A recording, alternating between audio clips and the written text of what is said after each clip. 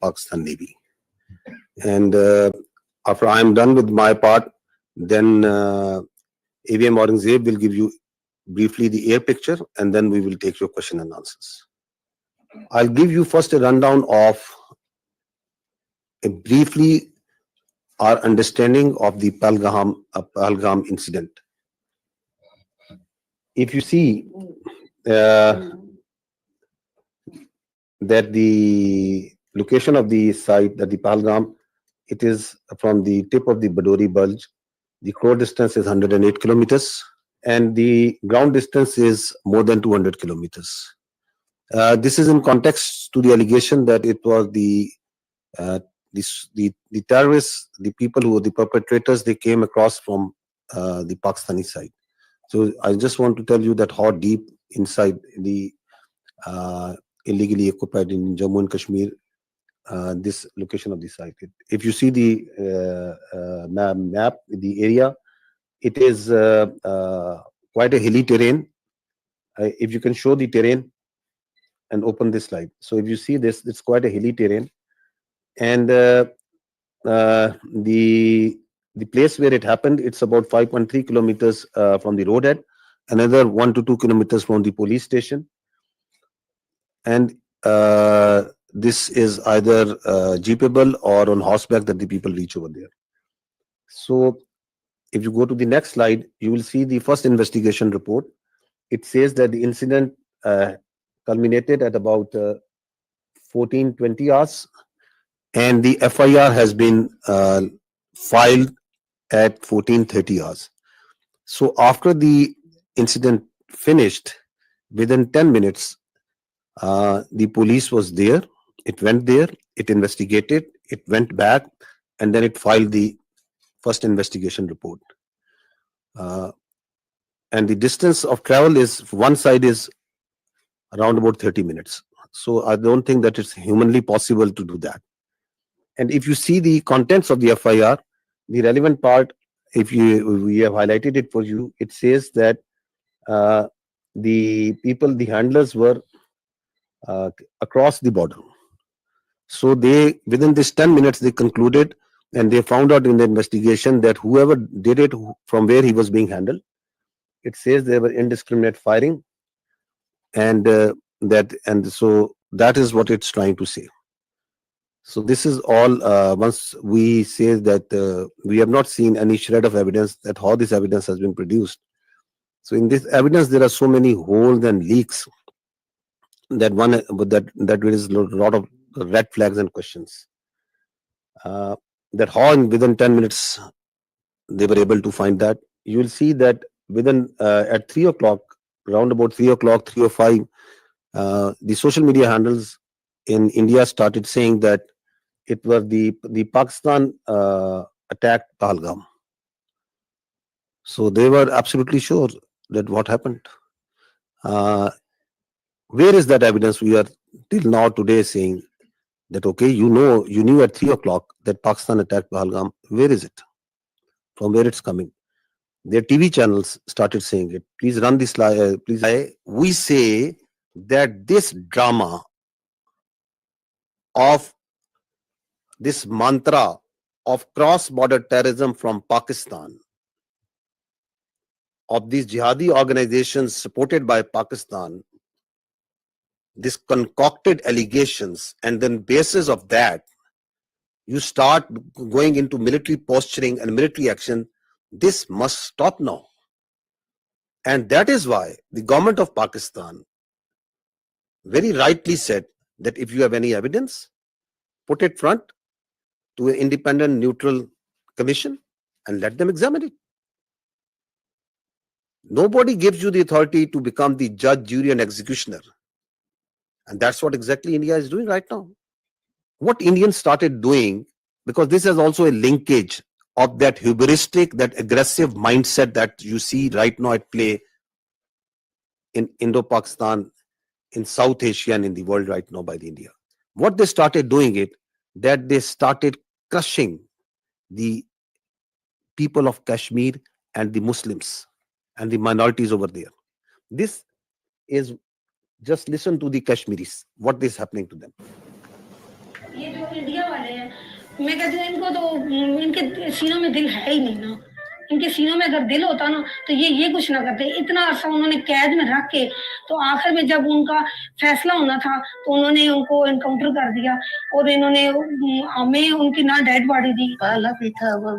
What we are telling you over here, that this is what they do.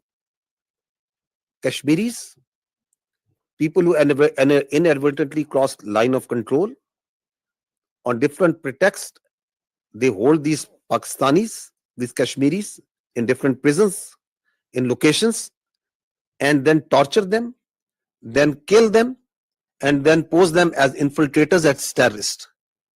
This is the story of a minor boy who crossed into Kashmir years ago. They kept him in jail, then killed him in a fake encounter. And this is the family of that child who is telling the story. This is how they frame and concoct evidence for these so-called acts. इधर ही बाहर ही खेलता था। माँ ने बहुत मुश्किल दिन गुजारे। उनकी आंख नजर भी चली गई थी रो रो के। तो बस जब कोई इधर कोई आता था उनको मिलने के लिए, कहते यार मुस्तफा की कोई खबर है? नहीं है। हम यही कहते थे कि वो आएगा, इंशाल्लाह जरूर आएगा। कहती थी कि मैं देख के मर जाऊं तो फिर कोई अफसोस नहीं है। ये वालिदा मोहतरमा इसके इंतजार में वो वफात पा गई और इसी तरह से हमारे बड़े भाई, दो बड़े भाई फौत हुए उसके इंतजार में। हमारा वो प्यारा बच्चा वो इस तरह से मार दिया, जेल से बाहर निकाल के ऐसे फर्जी नाम दे के उसको पता नहीं कौन सी जंगलात का पता था, उसको क्या पता था जालिमो तुम्हारे वो जेल में है, जेल से कैसे कोई बंदा राब्ता कर सकते है। This boy in October 2013, this minor was taken into Indian custody and they killed him in October 21 on the charges of being a terrorist. What they did after Pahalgam, opened up the same playbook. So this is on 24th of April, 2 days after Pahalgam, we saw that the Indian media reported a fake encounter that two terrorists from the Pakistani side, they were infiltrating and they were killed. Look at their bodies, these so-called terrorists. They are two citizens, more than 50 years old, from a divided village, two Pakistani citizens from the Pakistani side of Kashmir. Clean shoes, shining vocations, pistol, and a planted gun, and a planted pistol. And these are the terrorists that are going across in an area which is a border which is infested with military forces all over. And once the media went to their village and to ask the truth, listen to what the villagers tell about it. आसानियाँ हो गया है। ये दो हमारे बुजुर्ग भाई ये सदियों से यहाँ रह रहे हैं, इनका बाप दादा यहाँ का रहने वाला है। LOC के करीब ये गांव है, कहीं मालूम पड़ोसी गुम हो जाता है, LOC के करीब उनको ढूंढने के लिए गए, इंडिया आर्मी ने शहीद कर दिए। वो मार के कहते हैं कि ये दहशतगर्द है और दहशतगर्द ये नहीं है। हमारे दो भाई इंडियन आर्मी ने उनको शहीद कर दिया है। वो गाँव के जैसे उम्र थे, उनकी 50-60 साल उम्र थी और उन्होंने रिपोर्ट में डाल दिया कि ये पाकिस्तान के दहशतगर्द थे। दहशतगर्द नहीं थे, वो जैफुल उम्र थे। एक का नाम मलिक फारूक और दूसरे का नाम मोहम्मद बिन मुबारक। कोई दहशतगर्दी में नहीं पाए जाते हैं कि आशा दराज से यहाँ रहते हैं और इंडियन आर्मी ने फायर करके उनको हलाक कर दिया। मेरे दो भाई अपने माल LOC लाइन के करीब गए तो इंडियन आर्मी वालों ने फायर करके दोनों को शहीद कर दिया। The CNN team went to this village a few days ago, and they went to the same village, and what he found about the reality. Elderly children and women are incredibly scared. He says, we want to take our livestock out to pasture, but the Indians are right there in front of us, and we're very concerned. Their fears may be well-founded. This 17-year-old says Indian troops killed his father, Malik Farouk. He had gone to the line of control to chase our cattle, he says. The Indians shot him and accused him of being a terrorist. He is not. He is a good man. The day after the massacre in Indian-administered Kashmir, the Indian government announced it had foiled a terror plot, killing two Pakistanis. Malik's brother denies the allegations too, says he was just a herder like me, believes India wants their land, before breaking down in tears. It's okay. It's okay. It's okay. उन्होंने हमारे साथ जुल्म किया. India's done a great cruelty to us. He says, if they want me to leave, put a bullet in my head. That's the only way I'll go. What I want to bring to your notice is this: you as independent journalists, please go and find the facts. These are the facts. You pick innocent people, you murder them, the army sits and tells them these are terrorists. They do it on daily basis. That these are these terrorists that the Pakistan is sending across?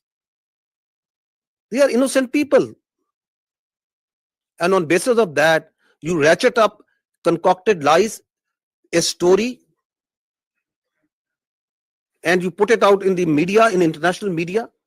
You blame Pakistan. You don't provide any evidence. And then you say we will attack. This is exactly what they have done. Okay, that this terror plot was made by this and this. These are the mosques, and you attack mosques, the places of worship, right under the eyes of the international community. The fact of the matter is, yes, there is terrorism. There is terrorism that's happening in Pakistan on daily basis. And who is sponsoring it? It's India. I'll give you the facts of this Indian sponsored and abetted terrorism in Pakistan. First, listen to what their leaders, their political and military leaders themselves say. What the evidence which is available publicly, what it tells us. Balochistan के लोगों ने, वहाँ के नागरिकों ने जिस प्रकार से मुझे बहुत बहुत धन्यवाद दिया है, उसका आदर करते हैं, वो मेरे 125 करोड़ देशवासियों का है. Pakistan's vulnerability is many times higher than of India. Once they know that India has shifted its gear from the defensive mode to defensive offense, they will find that it is unaffordable for them. You can do one Mumbai, you may lose Balochistan. प्रधानमंत्री जी का लाल किले से बयान अपने आप में पहला है और मुझे बड़ी खुशी हुई इस बयान को सुनकर. इस फोन में गुप्ती, मरी, मंगल, कौन से सरदार का नंबर चाहिए मुझे बोलो, मैं दूंगा बलोचिस्तान में. अगर हम पाकिस्तान के अंदर उनकी जो इंसरेक्शनिस्ट मूवमेंट्स हैं उनके अंदर थोड़ा बढ़ावा देते हैं, तेल फेंकते हैं, हमें वो करना चाहिए. उन्होंने बलूची को दबा के गुलाम बना के रखे, तो उनको मुक्त करना. The aims and the targets of Kulbhushan Yadav, serving naval officer of India, doing terrorism, supporting terrorism in Pakistan. Kinds of requirements of them are conveyed back to the raw officials. The terrorist leaders who surrendered, they are telling that how India supports them, how India sponsors terrorism in Balochistan.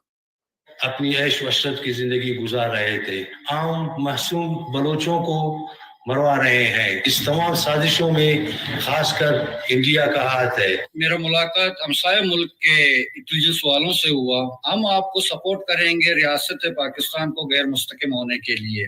महसूस ताकत Bloch को सिर्फ pressure group के तौर पर इस्तेमाल करना चाहते हैं, या मैं समझता हूँ कि इसका नुकसान सिर्फ बलोच कौम का हो रहा है. ये की नजरें तो हैं इस पे, ऐसे तो कोई इनकार नहीं कर सकता. This is open source. This is available to you. Everyone is listening and saying, and they are openly saying and jumping down that we are going to do insurrectionist movement inside Balochistan. We will support them. We need to fund them. There are people who they were funded and they are telling, yes, we were supported them. They have networks of people who take, they train them, they supply them weapons. There are terror camps actually inside India who are supporting, who are fueling this terrorism which is going on in Pakistan. This is Aslam Achu, a known terrorist of these Indian-sponsored terrorist groups in Balochistan. He's lying in a bed in India once he got sick. This is the spokesperson of the Baloch Liberation Army. Once the Jafar Express, this horrendous terrorist act happened where innocent civilians were killed in the train. Where was he? He was being taken by the Indian media, and he's glorifying that act of a defunct, internationally recognized terrorist organization. Listen to him. देखिए जैसे कि बहुत बड़े पैमाने का एक operation है, सैकड़ों या कमाली है, फिर उसमें फौजी भी है। बलोच लिबरेशन आर्मी की मजीद ब्रिगेड इसको लीड कर रही है। उसके जो खसूसी दस्ते हैं, स्पेशल जो यूनिट्स है, STOs है, फतेह स्क्वाड है, जो महारत रखते हैं इन चीजों में, जंगी महारत उनके पास बहुत है। फिर इंटेलिजेंस विंग भी उनकी उनको मालूमात वगैरह बर वक्त दे रही है। So who is supporting them? Where is he sitting? Which country's media is glorifying this terrorist sect? Now look at this way of this video that once the Jaipur Express happened. This is a video that was shot exactly at the time when the train was blown up by the terrorists. Where was this video given? From where it was aired first time on the electronic media? India. Attack took place at around 1 p.m. when the train passed through the Bolan Pass. Big news coming in from Pakistan. So that video tells you that the Baloch terrorist groups made a video, and who is the one who is hearing it? The Indian media. Who is supporting that and celebrating and glorifying that terrorist act? Indian media. This is the evidence that we put in January of 24, the Foreign Office of Pakistan. We have credible evidence of the links between Indian agents and the assassination of 2 Pakistani nationals on Pakistani soil. These are killings for hire cases. Indian agents use technology and safe havens on foreign soil to commit assassinations in Pakistan. An Indian agent, Yogesh Kumar, orchestrated the assassination. We have documentary, financial, and forensic evidence of the involvement of the 2 Indian agents who masterminded these assassinations. Are they only involved in Pakistan? No, they are involved elsewhere also. They are involved in Canada also. They are involved elsewhere in the other countries also. You must have heard it again and again. But just to understand that why they are doing this, what they are doing right now, is because they don't want the world to ask these questions. You yourself support terrorism. You yourself mastermind terrorism. You yourself execute transnational killings. And at the same time, without any evidence, you concoct stories. And then on the pretext of those false presumptions, you carry out military aggression against innocent citizens. They are also responsible for transnational killings. Canadian security agencies have been actively pursuing credible allegations of a potential link between agents of the government of India and the killing of a Canadian citizen, Hardeep Singh Nijjar. The allegations that a representative of a foreign government may have been involved in the killing of a Canadian citizen here in Canada on Canadian soil is not only troubling, but it is completely unacceptable. This is something we take very seriously. A number of us have raised this directly with the Indian government. If the BJP administration is actively plotting to kill political opponents in the US and Canada, just imagine what's happening in India itself. I think very important point that is said by the protecting Pakistan counter-terrorism efforts. Because one of the objective of this incident is to provide space to the terrorists sponsored by India who are operating along in the western part of the country, whether it's Fitna al-Khawarij or the terrorist groups operating in Balochistan. Because the government of Pakistan, its armed forces, security agencies are on daily basis tightening the noose against this Indian sponsored terrorism. So one of the objectives is to distract and divert the security agencies, the armed forces, from these counter-terrorist operations. We know it because we have credible intelligence that as this incident happened, in the same time frame, instructions were passed to all the terrorist cells, all the terrorist organizations sponsored and abetted by India to amp their activities in Pakistan, to increase the terrorist acts in Pakistan. And on the night of 25th, 26th April, post Pahalgam, the largest tashkil of the Fitna al-Khawarij in the history, it attempted to infiltrate across Afghanistan. More than 100. And 71 of them were killed. Because they came in a hurry. Because they were being pushed by the Indian intelligence agencies to go across and do terrorist acts in Pakistan. You can see this engagement and the results of that over here. The largest scale. Now this is again on 25th of April, post Pahalgam, a terrorist was nabbed in the town of Jhelum in Punjab, Pakistan, and from the material, from his forensic of his mobile, a lot of information came out that he was working on behalf of the military intelligence of India. A terrorist being directly funded, sponsored, trained, and doing terrorist activity inside Pakistan for Indian military intelligence. I'll just show you one or two audios in which he is talking with his Indian military intelligence officials, their officers who are telling him what to do. So he is talking to an Indian Major Sandeep.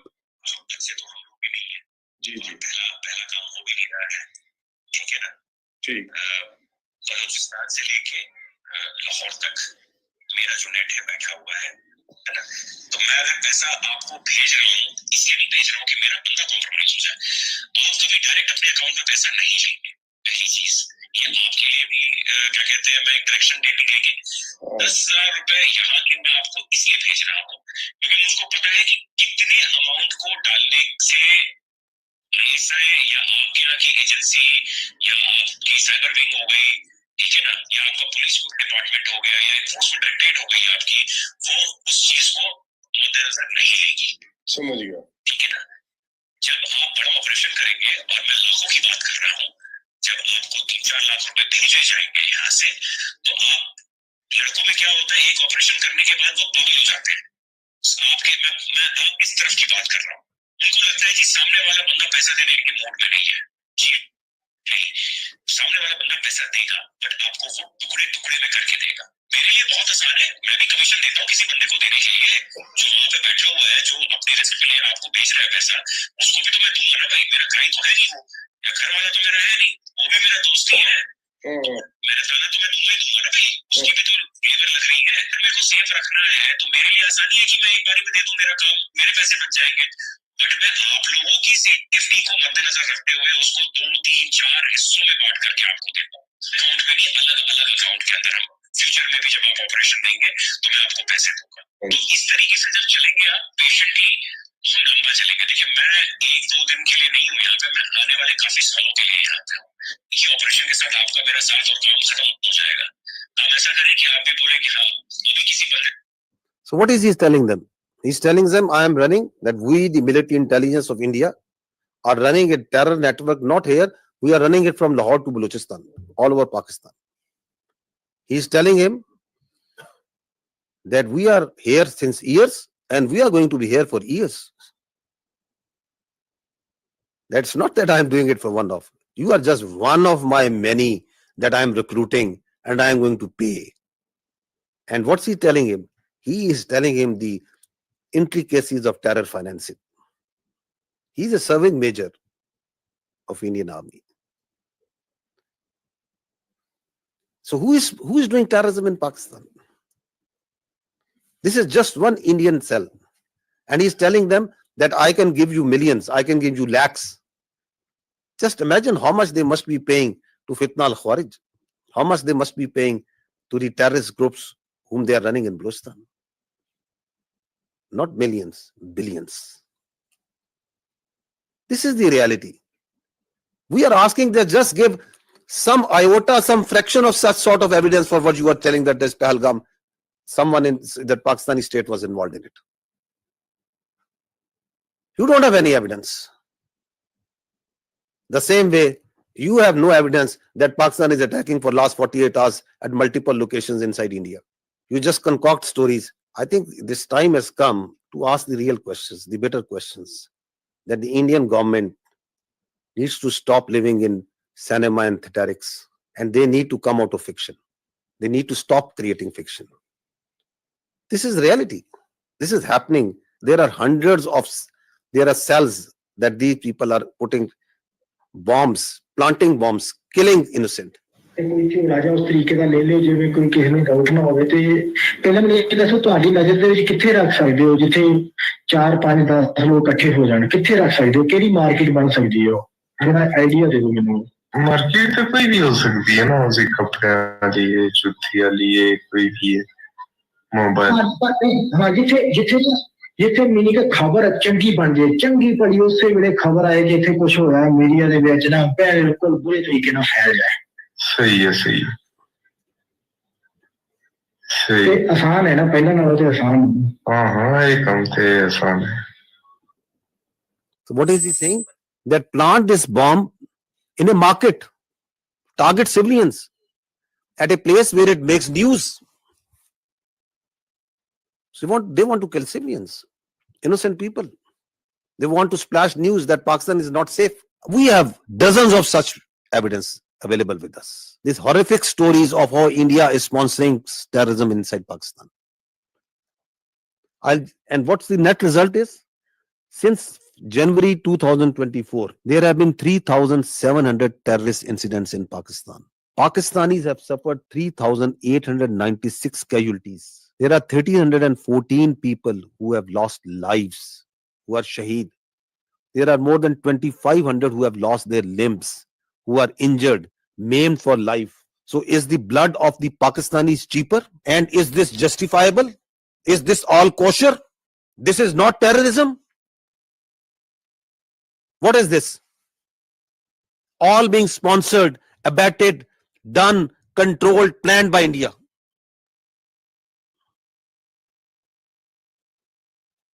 And you don't have any evidence for Pahalgam?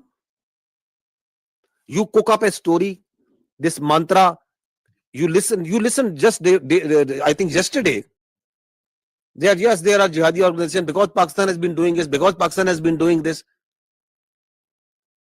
That because Pakistan has been doing this, just because that, where is the evidence for that? That Pakistan has history. Which history? Tell us about this incident. We have for each and every incident, we can tell you how the Indian hands were involved. Your leaders are on public display. They are saying that we are going to do terrorism inside Pakistan. We are going to destabilize Pakistan. And please understand this, that Pakistan is the last bulwark state standing against this terrorism. This creeping ideology, this perverted ideology that is coming from our West. If this country of 240 million plus people, if this terrorism, this perverted ideology takes roots over there, just feel the consequences of that for the world. Who is fighting against it on daily basis? We, the people of Pakistan, the armed forces, the security forces. The figures tell themselves, 190 operations per day. Since January 24, more than 77,000 counter-terrorism operations have been done by the state of Pakistan. We are fighting it on daily basis. And India is sponsoring and supporting these terrorists for its very myopic and short-term interest. If this bulwark state, which is fighting against this terrorism, not on only behalf of the people of Pakistan, but for the people of the world, if it gets distracted, which is one of the objectives of the India, what consequences it will have for the region and the world. Also keep this thing in mind. Now, on the pretext of action against this Pahalgam incident, their perpetrators, rather than giving credible evidence, what they started an oppression campaign against the Muslims and the Kashmiris in particular. This is what is happening right now in Kashmir. More than 50 houses have been bulldozed and blasted. More than 2,500 innocent Kashmiris have been taken into custody, God knows where. This is happening right now. This is their counter-terrorism operations that is going on.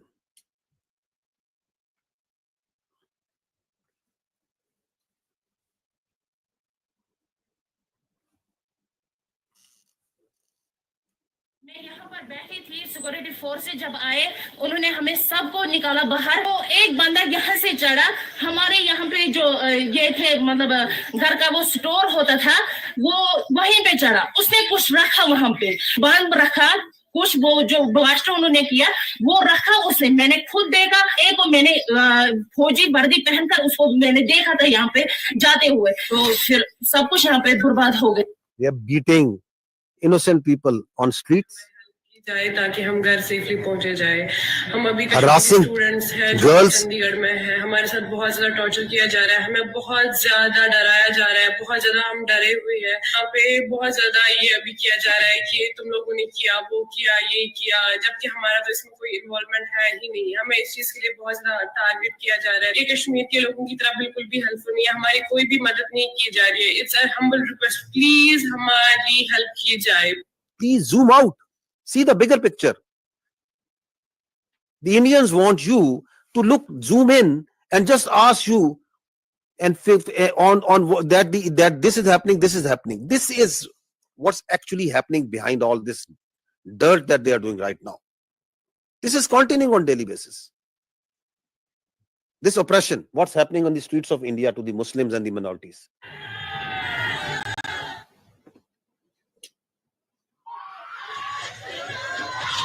हमने तो काम start कर दिया अपना गांव में। भाई हम काट डालेंगे, दो घंटे गए तो हमारे काट डालेंगे भाई। We will chop whatever Muslim we find.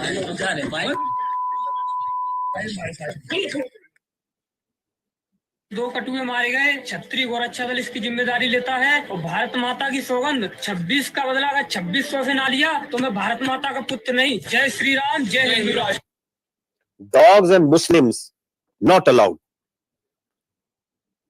This is happening in India. अभी जो पहलगाम में आतंकी हमला हुआ है उसमें हिंदुओं को देख देख के मारा गया है। Please understand this hatred, this state-sponsored hatred against the minorities, which is working, the mindset, the hubristic mindset which is behind this military aggression. The problem here is what India is doing, that they are doing two things.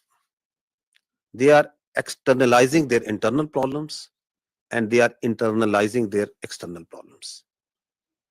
So oppression of the minorities, extremism and terrorism is an internal problem of India. Rather than addressing that, rather than addressing this oppression, this extremism, this rising Hindutva within India, rather than addressing it, they are this internal problem, they are externalizing it by putting blames on Pakistan and other countries that this terrorism and this extremism is being exported from here. It is not. It is their internal extremism and oppression day in, day out, 24 hours, that the minorities, that the Muslims, that the Kashmiris, that the Sikhs and others are facing there. You need to address it at home. Please don't externalize it. And Kashmir, ladies and gentlemen, is an external problem. It is an internationally recognized disputed territory between two countries, with the decision to be made by the people of Kashmir. But you are internalizing it by putting more than 700,000 troops over there, by doing oppression over there, by changing its demography, by changing its status. So this is the main issue that is at hand. You try to put their mouths shut. Listen to this boy. That on 24th April, what he said and then what happened to this journalist. He's a journalist in Kashmir. What happened to him 25th April? अगर यहाँ पर 7 लाख से लेकर 12 लाख की security forces हैं, वो क्या कर रहे थे? पहलगाम तक जाते जाते मुझे 10 चेक पॉइंट्स पे रोका जाता है, मच्छी साथ नहीं ले सकता मैं। ये बंदे आए कहाँ से? Don't ask Kashmiris on this. Ask the security agencies. कितनी कंपनीज है यहाँ? RR है, SSB है, CRPF है, आर्मी है, BSF है, वो क्या छक मार रहे थे? गवर्नमेंट क्या कर रही थी? मैं उससे सवाल कर रहा हूँ आप सब लोगों के माध्यम से कि क्या कर रहा था गवर्नमेंट? होम मिनिस्टर साहब यहाँ आए, होम मिनिस्टर साहब मैं आपसे सवाल कर रहा हूँ, ये क्यों हुआ?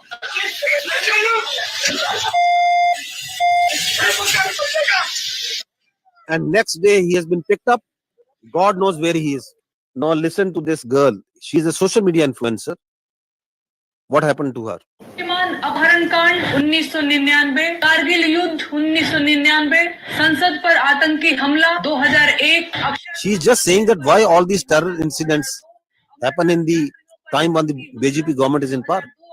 और 2017 गोधरा कांड 2002, पठानकोट आतंकी हमला 2016, उरी आतंकी हमला 2016, पुलवामा आतंकी हमला 2019, पहलगाम आतंकी हमला 2025. पहलगाम हमले के जवाब में अब तक सरकार ने किया क्या है?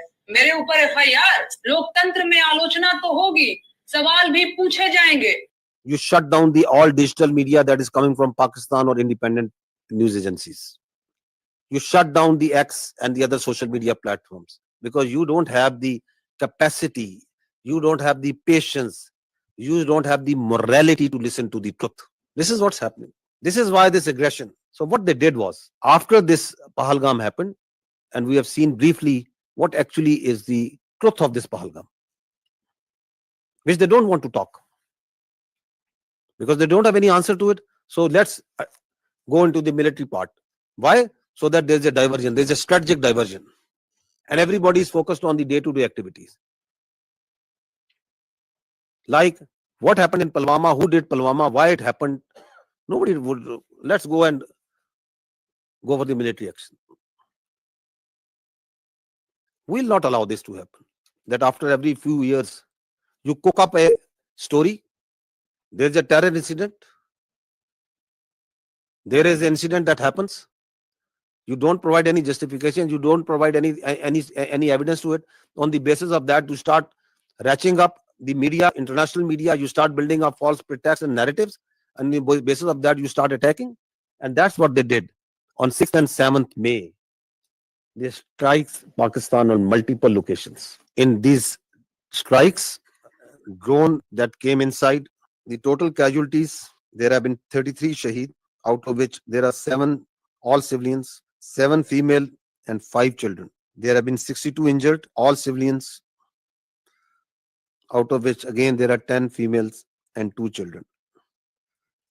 And in military, we have 14 injured. So these are the locations where they killed innocent civilians. 2 years old. These are these training camps. These are from where these, God forbid, you kill 2 years old and you celebrate it. Look at their media. It is shameful the way they are celebrating these strikes. I think it's first time in that we have seen that you shamelessly are celebrating killing of children. You are thumping your chest. Yes, that we have killed this 2-year-old Urwa Zubair. And you are calling it a great national victory. 3 years old, Hawa Bibi. 4 years old, another 4 years old, another 5 years old. This 7-year-old boy, 12-year-old, this girl, this small baby. This is what happened on 6th and 7th of May. Please remember this when you talk about what's happening on ground, and when you ask us that what Pakistan is going to do. Please remember these pictures.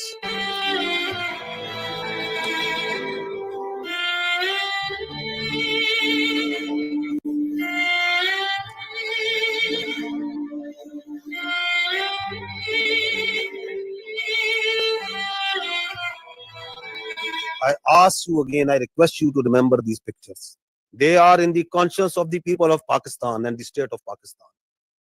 India has killed innocent children on false pretexts. And they are thumping their chest. They are celebrating this killing of innocent. This is what they did to the mosques, to the places of worship. See the desecration of our Holy Quran. This is Murid Ke. This is the mosque that they bombed. See the Holy Quran. Tell me, please tell me, which religion allows this? Which humanity allows this? Which UN convention allows this? Which Geneva Convention allows this? Which human rights allow this? And you celebrate it? And you say we have done a great deed to the Indian people and we have done a great deed to the world peace by taking out mosques, by taking out innocent children, by desecrating Holy Quran. This is Bahawalpur. They came on the night of 6th and 7th. They killed the innocent children. They desecrated the Holy Quran. This is what they did. Once they came, our proud Air Force took them on. They came in large numbers. 5 of their aircraft was shot down. 3 Rafales, 1 MiG-29, 1 Su-30, 1 large combat UAV, multiple smaller UAVs. On the line of control, the Indians opened fire all along, indiscriminate fire, specifically targeting these civilians living on the Pakistan side of Kashmir. Specifically targeting the civilian populations. We have responded. We are continuously responding to this aggression. And we are only targeting the Indian military posts. We are being very careful because Pakistan, the state and its people and its armed forces do not believe in targeting innocent civilians. We have neither the culture nor our religion allow, nor our morality allow that we target innocent people, that we target holy places. And I will show you the evidence that how precisely we are targeting only their military posts. So this is their brigade headquarters.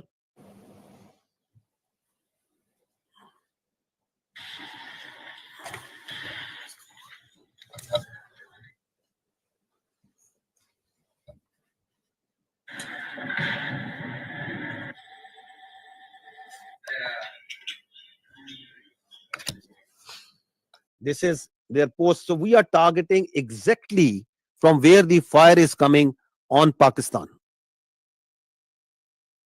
Only the military targeting. We are just showing you some parts of it. This is Hajipir sector, ring contour post, Bhagsar mortar position. This is Danna top. This is the LP post. In continuation of what I said earlier, that one of the purpose of this Pahalgam and the continued action that is going on is to distract the counter-terrorism operations of Pakistan. Just received a message that Indian-sponsored terrorist entity Fitna al-Khawarij undertook an ID and attack on our forces in South Western district, and we have suffered 9 shahadats. Attack through conventional forces, do terrorism through conventional forces against the innocent children and civilians, make a pull on the conventional on the armed forces of Pakistan to move towards the eastern border, create voids so that they are sponsored proxies like Fitna al-Khawarij and the terrorist organization operating in Balochistan, they can increase the tempo of the operations. The design is for there to see. This is also important to understand that once they attacked with their air on 6th and 7th May, so there were 57 flights which are operating inside Pakistan at that time, including international flights from Gulf countries, brotherly Gulf countries, from Qatar, from UAE, from Saudi Arabia, from China, Korean, Thai, and many other countries, also all domestic flights. And you put in danger thousands of civilians' lives once you started attacking them, once you started attacking the Pakistani airspace. And they also, in the process, took on shelling of the Neelam Jhelum hydropower project, the Nusari Dam. This also happened on the night. The question is, what sort of mindset is this? You are putting lives of the innocent civilian passengers in aircraft from different nationalities in danger. You are attacking hydropower projects, water, dams, the storage sites. And you don't want that anybody should talk about it, that nobody should question you about it. And then you create the smoke screens of Pakistan attacking multiple places over there. I told yesterday also, I tell again, when we will attack, when we will give them a response, we don't need Indian TV channels to report it. The voice will be heard everywhere. We don't need this state-controlled media of Modi government to tell where and how we have attacked. These are the articles of the Geneva Conventions. And what they say, I'll just read one of them. Works and installations containing dangerous forces, namely dams, dikes, and nuclear electrical generating stations, shall not be made the object of attack, even where these objects are military objectives, if such attack may cause the release of dangerous forces and consequent severe losses amongst the civilian population. These are the world norms. These are the protocols, the agreed protocols as per which the humans have decided to live their lives, the way we would like to live in a civilized world. Repeatedly, you are saying that violation of one by one and one and one and one. It's happening. And then we saw today, yesterday, and then today also, they are sending Israeli-made Harpy and Harop drones inside Pakistan. Swarm drone attacks. You must have observed it. They are sending it. We have so far taken out 77 drones, neutralized them through hard kill and soft kill. At multiple locations they have come. Whenever these drones come, they are detected. They believe, like if that they thought that they are very high tech aircraft and they will be able to go scot-free. They, I think, thought that these very sophisticated low cross-section drones, they can come and create havoc over there. We have taken we are taking each one of them out. Not one of them has been able to go back to India, and not one of them will be able to go back. So we watched each one of them. We detect each one of them. So don't think that anything that is coming from the east, we are not seeing. We are vigilant, and we will not let anyone put a cross on our territorial integrity and sovereignty. Not at all. We will defend our honor, our integrity, our sovereignty at all cost, and we are doing it.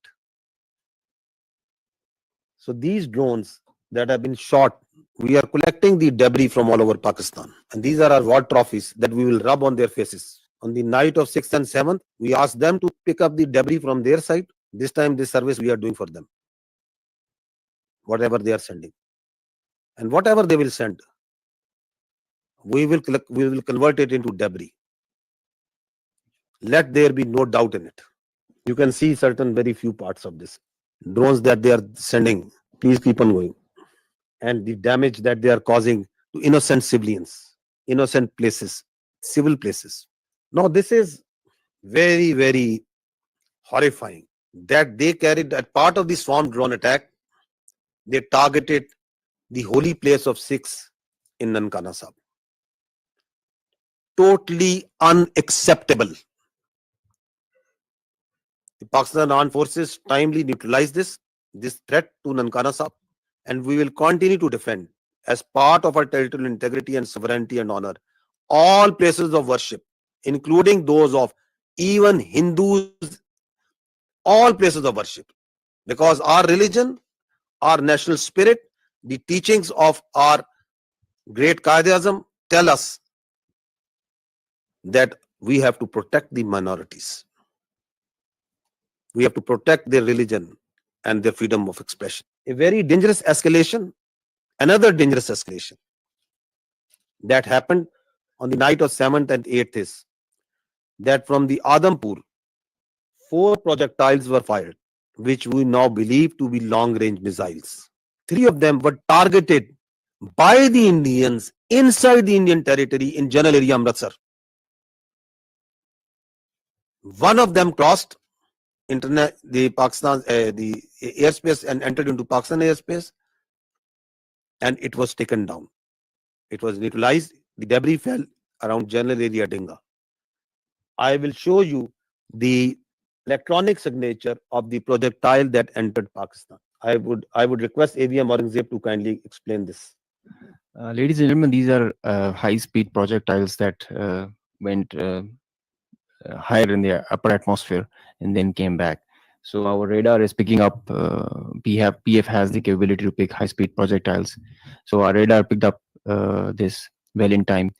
All 3, the ones that went up in the north at the radius of 310 in the north and then came back, landed in the Indian territory, and one of them came in at our site, which was neutralized in midair. So keeping the tactical details apart, but this is totally ridiculous kind of concept of operation where you are jeopardizing your own safety of your own people and escalating this thing to such a point which might be point of no return.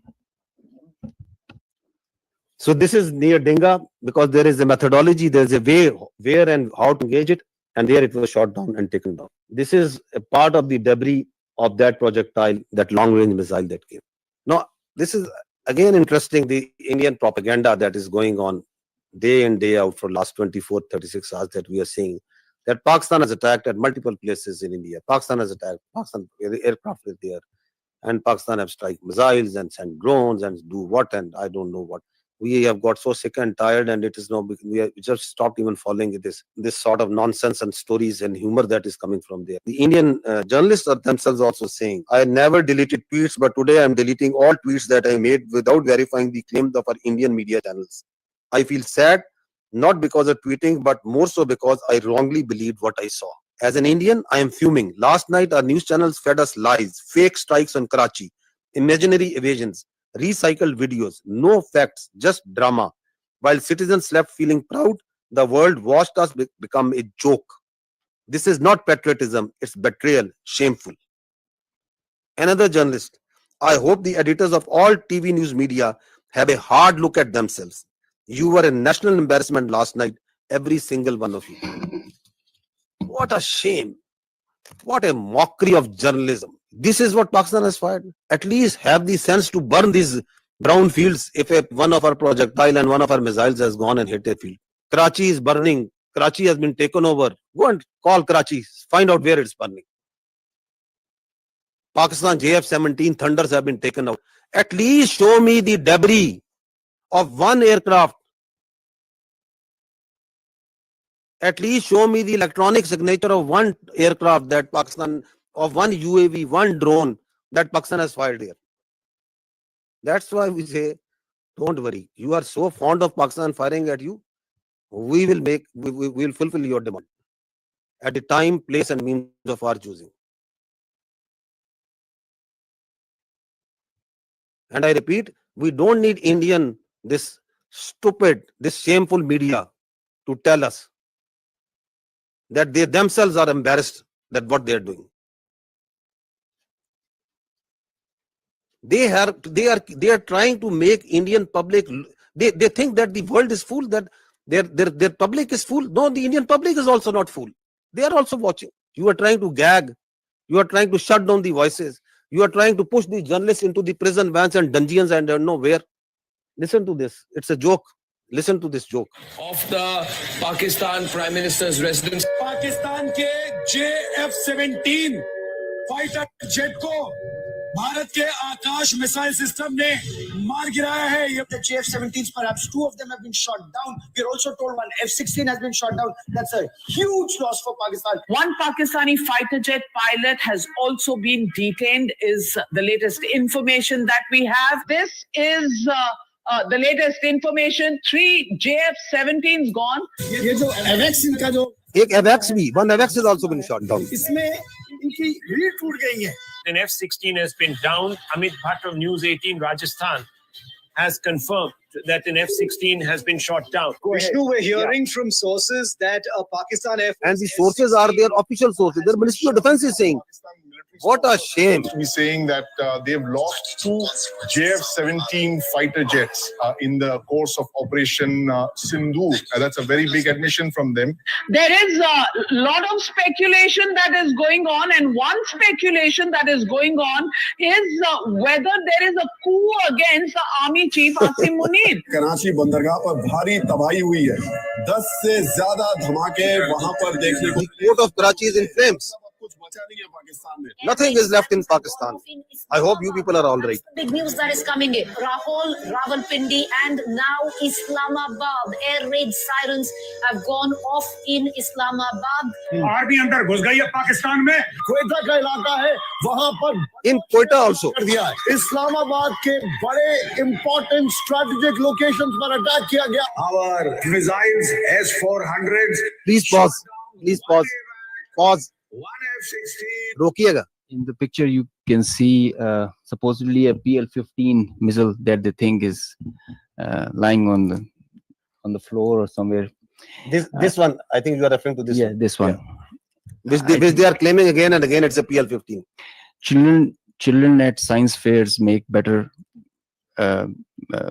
models of such missiles.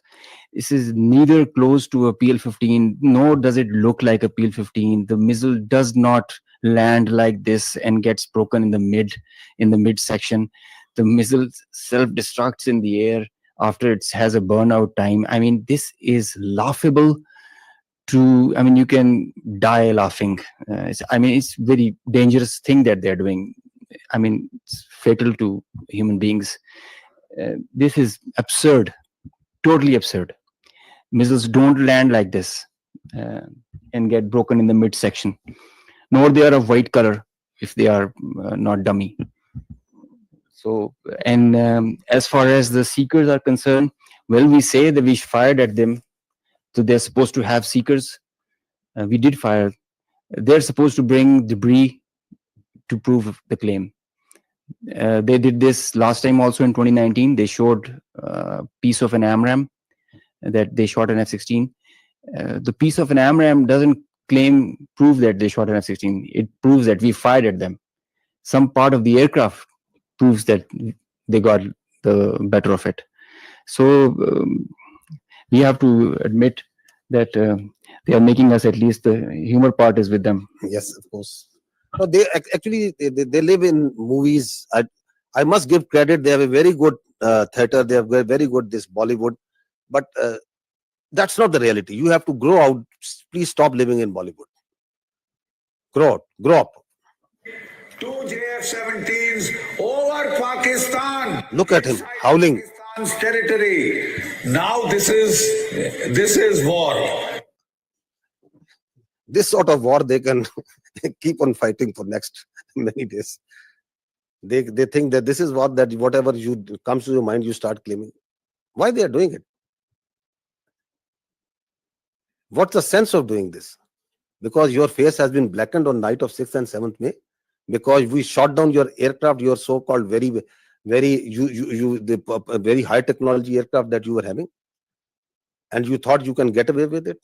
And then once you didn't want to send your manned aircraft, you sent your unmanned drones, and we took each one of them out. Your face is being rubbed. You are frustrated. We can feel your frustration. We can feel your anger. Starting from 22nd April, you couldn't provide a shred of evidence. Nobody believes in your concocted story. Everyone knows that you are lying. And then you kill citizens, civilians, innocents. You kill children. Your lie is getting clearer for everyone to see. Your cruelty, your hubristic mindset is getting clearer. Your extremism, your anger is getting clearer. So you have to satisfy. And the people inside your country, starting from 22nd April, they are asking you, what have you done? Who are these people? Why there is this security failure? Because you have no answer to them? No, you concoct stories. We have taken down F-16. Karachi is burning. Quetta is burning. Prime Minister of Pakistan has been taken to a safe location. This, that, whatever comes to your mind. Is this a joke going on? These are two states. Their lives of hundreds of millions of people, thousands of millions of people at stake. The world peace is at stake. And this is what you are feeding. This is the war frenzy you are making. You watch their TV and they are showing that there are sirens going on, civil defense raids going on. So you want to create war hysteria? This is another point that I want to highlight, that we request the international media to fact check before buying their stories. This is just a very fresh story about someone who was leading the prayer, the funeral prayer of the people who died in one of the unfortunate place in this 6th, 7th, one of the mosques that was taken out. And the Indians started planting that this person who was leading is brother of someone whom they claim. You people are much more informed than me on this, huh? So they started saying, no, listen to this. It's again sad that how people fall prey to these cooked up stories. So this is the British High Commissioner in UK. Now he is showing the Indian High Commissioner in UK, he is showing this man and claiming him to be brother of this person. The founder of the terrorist groups that you're mentioning. Look who's behind him. Look at the coffins there. They have the Pakistani national flag. Masood Azhar's brother has been killed in operation. So at least match your notes.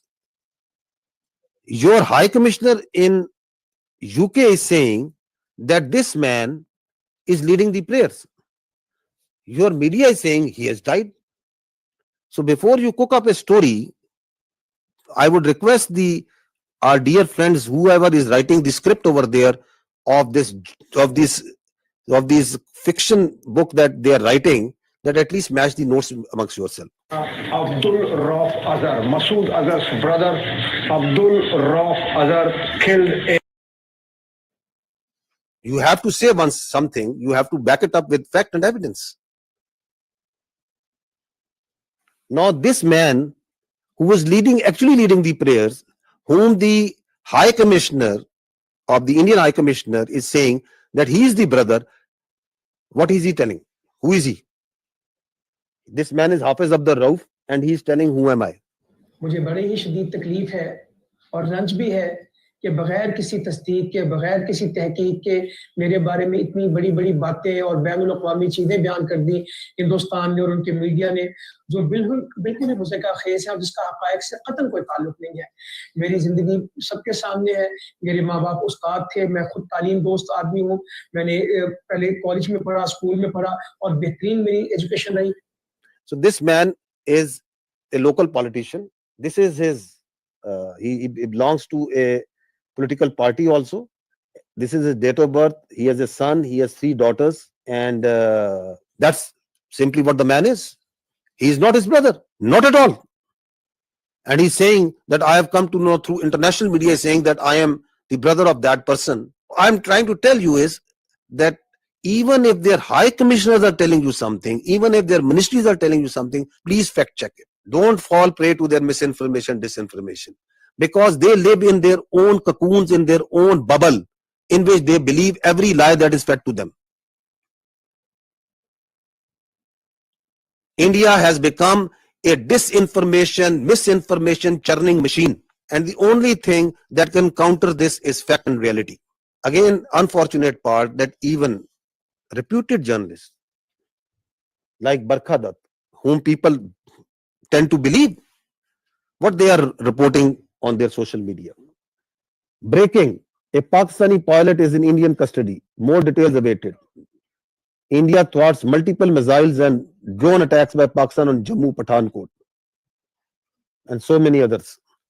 So once their person's position of authority inside India, like their high commissioners, like their spokesperson, they'll tell you lies after lies, then perhaps they are not at fault. But it's responsibility of a good journalist to fact check. Why we are requesting you this? Because once this process, this thing, this conflict that is going on, India is going to put a lot of lies, fabricate lies, keep on feeding it to you, media, international media, on hourly or minute by minute basis. Please fact check it. So she's a responsible journalist, Barkha Dutt. But she also fell prey to this bundle of lies that is coming from them. And then people listen to her and journalists like them, and then they start believing. More such examples of lies and lies and lies. More lies. We just wanted to give you the total of the drones that we have shot down so far is 77. These are at multiple places. This collection process of these war trophies is going on. Now, I would say that what they are playing right now on their media, this is phantom defense. Again, this is what they have taken out a page from the history. That was in 2016. US journalists must be remembering that after the Uri incident, they came out with a phantom strike. their DGMO and their officers came and they started claiming that we have gone inside Pakistan and we have done this and that. And we checked and there was nothing. Absolutely nothing that has happened. And they claimed it. They still claim it. Like the way Abhinandan, the pilot we captured, they shot down 2 aircraft and they awarded him with one of their gallantry awards. Because they don't want to face the reality. So, from the following that model of phantom strike, now we see phantom defense. That Pakistan has attacked multiple places and we have defended. Great, you have done great job. Okay, show us the electronic signature. We can show you for each and every projectile that is coming, every drone that is coming inside. We can show you the debris. They send drones, we show you debris. I can lay down and fill this room. Half of this room will be filled by the debris of the Indian drones. Because we don't lie. If we had casualties, we took the media, international media, to each and every place where they struck. We don't lie, we don't hide. So this is it. And if your air defense is so strong that you have taken out each and every missile and every drone, I'll ask you just one question.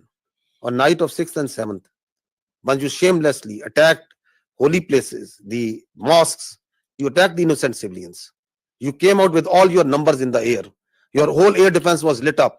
You came at the time and place of your choosing. And after you have released weapons, only after that, once our air force struck back, why couldn't you take just one of our missiles? You were well prepared. That is the birth. And now once you call this phantom defense, then everything is going up and everything is being neutralized. Have some common sense, my dears, at that side before you start conjuring up stories. So far, 33 Pakistani Shaheed, 62 injured. That's the cost that we have paid. And I'll tell you, I have told you before, each and every drop of blood is in our conscience, in the conscience of these armed forces, the people and the state of Pakistan. You can't get away with it. Thank you. Bismillahirrahmanirrahim. Ladies and gentlemen, I am the Deputy Chief Air Operations. On behalf of the Chief of the Air Staff and the whole Pakistan Air Force, I would like to avail this opportunity to first of all thank Allah, the Almighty, and dedicate this historic face-off to the Pakistani nation for their trust and faith in the armed forces. Very special thanks to the military leadership for their foresight and all-out support by the Chief of the Army Staff, and especially to the Chief of the Air Staff for his guidance, strategic vision, and the direction that he gave to the Air Force to create history like this. He really led from the front. He was involved all the way during this operation, spearheaded it, choreographed it. We call it the new art of war. This BVR fight of a couple of dozens up to 70 from their side, about 40, crossing 100, is the first ever in the history of aviation. It is going to be taught as a textbook case and a study and a reference material in the aerial combat history. I will distill some tactical details for you because they impact on the larger strategy, and run through very quickly so as to bring you all up to speed on what happened and how did it happen. This is the Indian side, this is the Pakistani side. We had some gaps in the north, center, south in AEW just to support it. And the IF fighters started an initial build-up that was picked up from the north and the center across IB at 0010 hours. And by that time, PAF had initiated its response within 2 minutes. By 0012, our response was activated. The IF started to get their fighters get airborne in large numbers. By the time it has come to 12:30, we were pretty sure that this is going to be the day and the time to knock some sense into these guys once again. So we commenced our multi-domain operations, the pride and joy and the new concept of war that we have. This is the picture that's getting jumbled up. We have huge number of IF fighters that are stacked up in azimuth and vertical all across, and the PF DCA response is in position. The complete package, when it gets into shape, it is on 4 axes, and we perceive that they will have 4 incisions just to embroil. Up to 60 aircraft, including 14 Rafales, were electronically ID'd by all through our electromagnetic operational environment. We call it the EMO. So by the time they were in air, we had sorted out and contracted all fighters and accounted for. The 60 number, that augmented to 72 through their scrambles that kept on coming just to reinforce and supplement and to saturate the air defense. They thought they could do that for the Pakistani ADG, air defense ground environment. The complete DCA package response by Pakistani side was also there. We had 42 high-tech aircraft on our side, and the strategy was to have force concentration in our selected AOR and fight at our own strength. PF fighters ensured Pakistan's air sovereignty, and because of that, we first rerouted all civilian traffic that was about to go from Lahore, Islamabad, in this area, because we thought that this is going to be the hot plate. So we wanted safety for all the civil airliners. When they had seen this kind of a strong defense on our side, they resorted to launching their air-to-ground weapons while being cis frontier. And as soon as they had launched the weapons, we could ID that instantly. And the chief of the air staff, as I mentioned, he was in the COC. He has been there for a couple of nights. I have seen him there. So when I said that he spearheaded and he led from the front, he really did that. And he changed the contract. We were given the rules of engagement first to deter. And as soon as this thing happened, we changed our rules of the game in the air from deter to assure kill, deny own loss. PF strategy changed. We had a plan. We thought that Indians, the last time they said that they would have Rafales and they could have created any difference. So we targeted their center of gravity and the Rafales. That's why you see good numbers for that. We would have had more numbers, but we showed restraint. Ladies and gentlemen, the thing about this whole playtime was this thing lasted for more than an hour. With so many large number of aircraft, so many large number of aircraft on both sides, with so many grinds, and the flow of the BVR, the modern warfare has changed so much that the long stick, the employment is if you don't shoot, you get shot.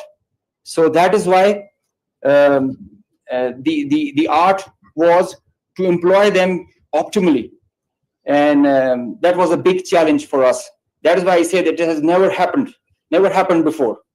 These are the locations with the range bearing, electronic ID that we think that we are sure that we have shot. A MiG-29 was shot 8 miles from LOC, bearing 243 20 nautical miles from Srinagar.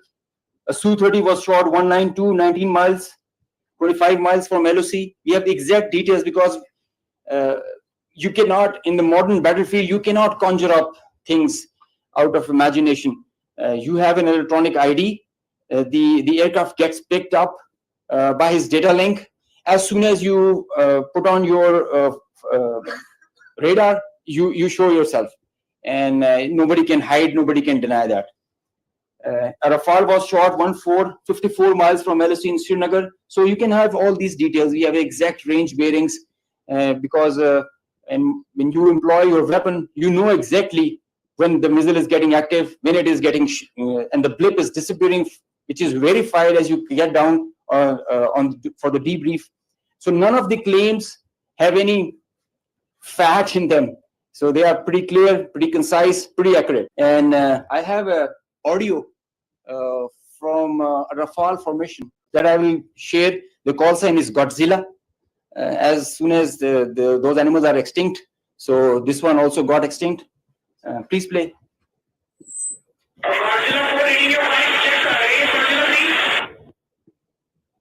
So he's asking whereabouts of his formation member.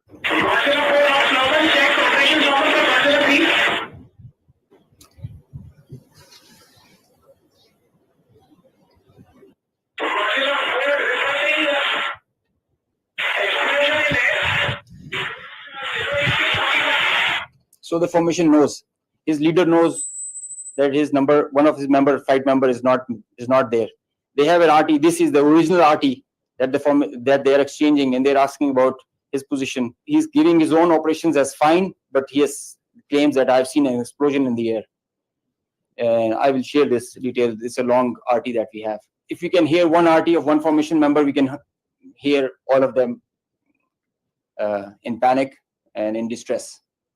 So the idea was to just to prize you guys and to share with you how complicated this was, how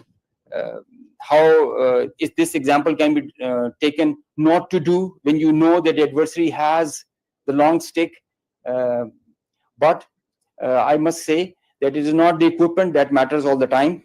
It is the training, it is the leadership that gives you the direction and the ownership that it shows. That's what matters. And the training, the operational competence that the whole formation has. And I hope they are slow learners, but I think they can get the drift of not doing it again. Thank you. So this is the live coverage that their media itself is, because it's very strange that the Indians are saying that we have not lost any aircraft. So if you have seen the evidence, I'll just show you, add up what their own media Anupam is telling. Obviously, a lot of tension. 2-3 things I can confirm to you straight away is that the Srinagar Civil Airport, civil traffic has been shut at Srinagar Airport. And right now I'm in Pampur. Now, as we have been reporting since morning, early morning, that there's a fighter jet that has crashed in this particular location. The remains of this jet are scattered in a large area. Air Force, Garud commandos, and everyone has come to the location. The periphery has been completely sealed. But just to give you an idea of where it has happened, I'll ask Tariq, this is the tree. In fact, the chinar tree has taken the brunt of this particular crash, because otherwise it's a civilian built up area and there could have been casualties. Right now, we won't speculate whose plane is this. Obviously, defense officials will come up with clarity on the same. But we've been told that at least 3 such incidents have happened across Jammu and Kashmir at 3 locations, and all 3 locations being secured by the Air Force. And so 3 at that time they're saying that we know that in Jammu and Kashmir, and the kills were 5. So it's all were not in Jammu and Kashmir. So this is a picture of one of the location where the aircraft went down. On the right side, you are seeing that of the 12th April, and this is the next day after the engagement. So you can see the crash site clearly. So it was at a school. So this is again one person reporting from one of the sites.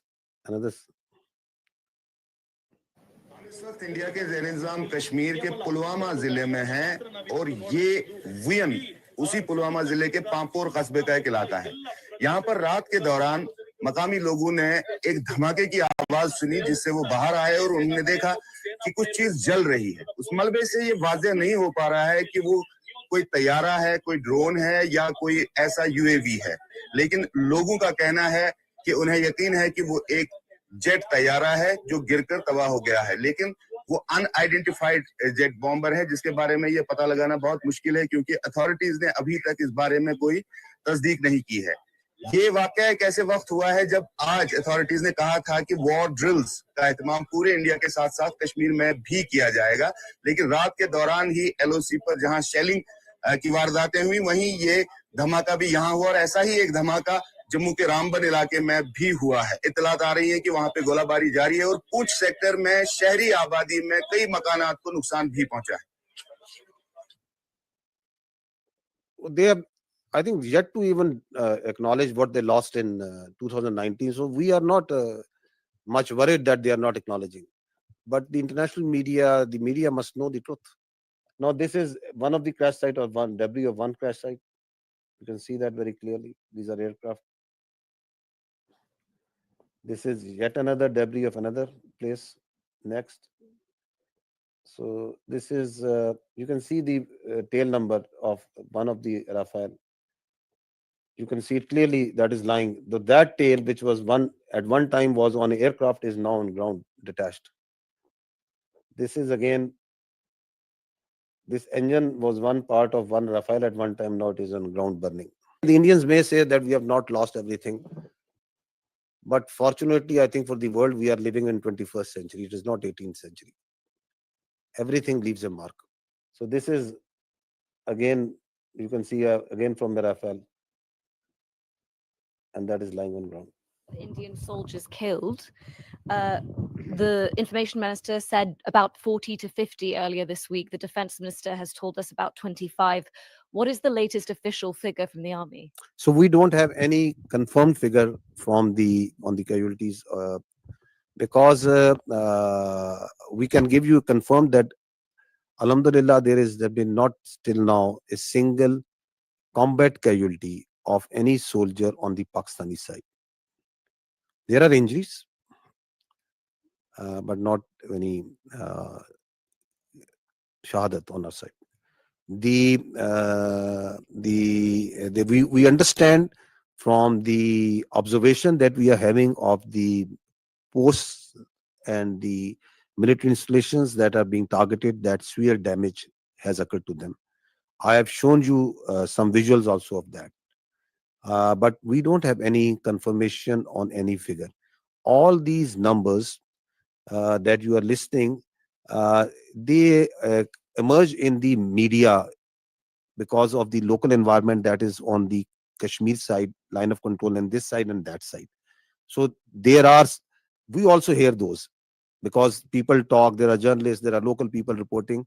But unlike the Indians, we are always very careful with our facts. So I will not give you anything which I don't have factual substantiation.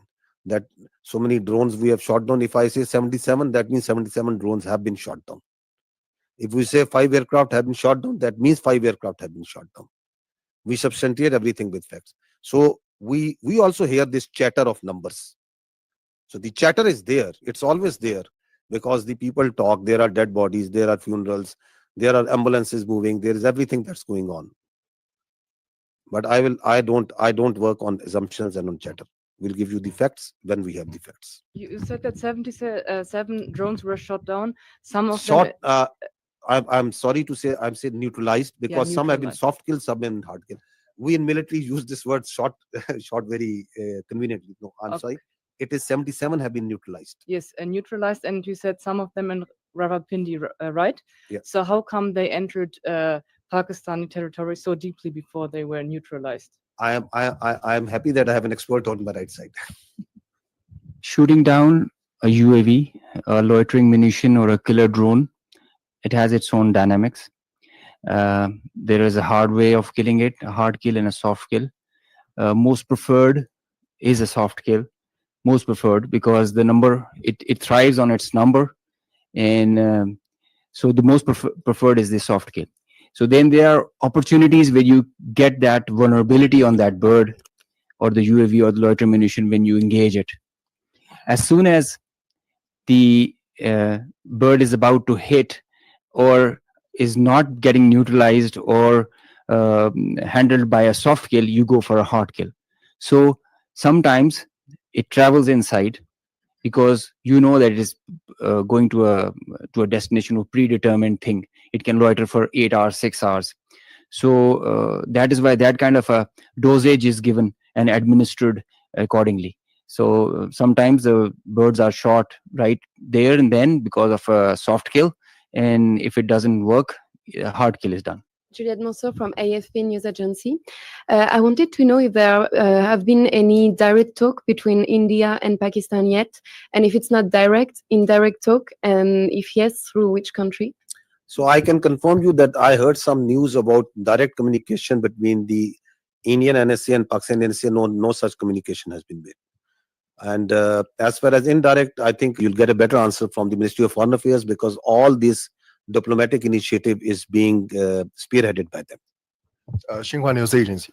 According to WAPDA yesterday, that the Netlam Jhelum hydropower project has been shut down due to the missile attack, as you are also shown some footage. Can you verify the news that it has been shut down, and what is the status right now? So regarding of that, we know that in Pakistan there are still a lot of civil facilities such as the hydropower dam and power plants. Are there any strengthened measures such like anti-missile system taken to prevent such a attack happen again? This is So my first question.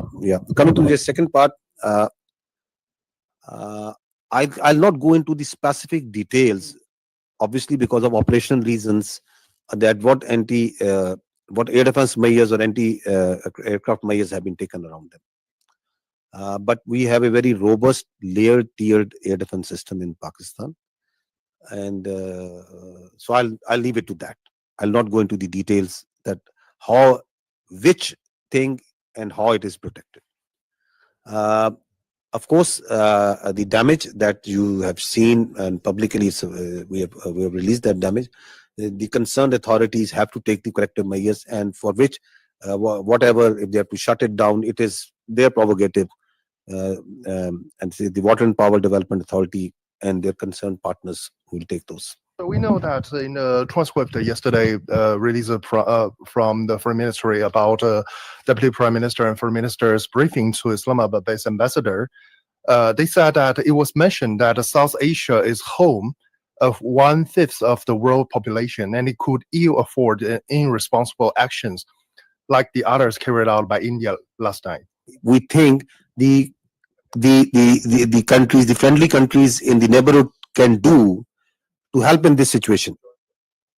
To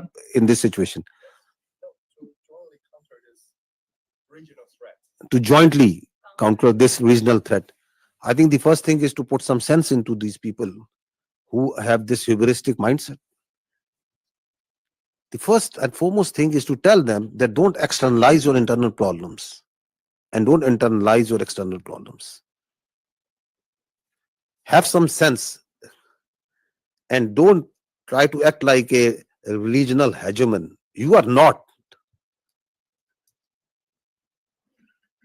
And respect the sovereignty and territorial integrity of the other states. Live like a responsible state. Stop spreading lies.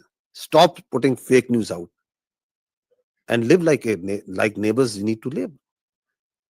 So I think the first thing is to put some sense. And if that sense can't be put, then sense have to be put in some other way. Because this cannot go on. This cannot be allowed. That you think that you have a false sense of self-entitlement. God knows from where it comes. So this has to be told in the language that they can understand. Hopefully that language is the easier one and it doesn't get that harsh. Yesterday, Indian defense minister said that quotation operation is not over after the drone attacks. What is your intelligence? I mean, are you expecting such kind of attacks as like a 6 and 7 May in near future? And what is the Indian army positions about the line of controls? Are they putting the more defense or more forces over there to, let's say, to prepare a war or something? What is your intelligence about this? We are prepared for any eventuality, whatever they may do. It's their choice. I told you before, whatever they may do, we are prepared for any eventuality. They want to continue it, fine. But what they have started, I'll tell you, we'll finish it. Sikandar Karmani from Channel 4 News in the UK. You talked extensively about the Pahalgam attack. I know Pakistan has called for an independent inquiry. Whilst that has not started, I wonder if the intelligence services in Pakistan have, of their own accord, begun any kind of investigation into whether indeed there were any links between, for example, Lashkar-e-Taiba and the incident in Pahalgam. Secondly, on the bigger picture, it seems from what you've been saying that Pakistan is planning a sizable response to India's actions rather than heading towards de-escalation. Can I confirm that assessment is fair?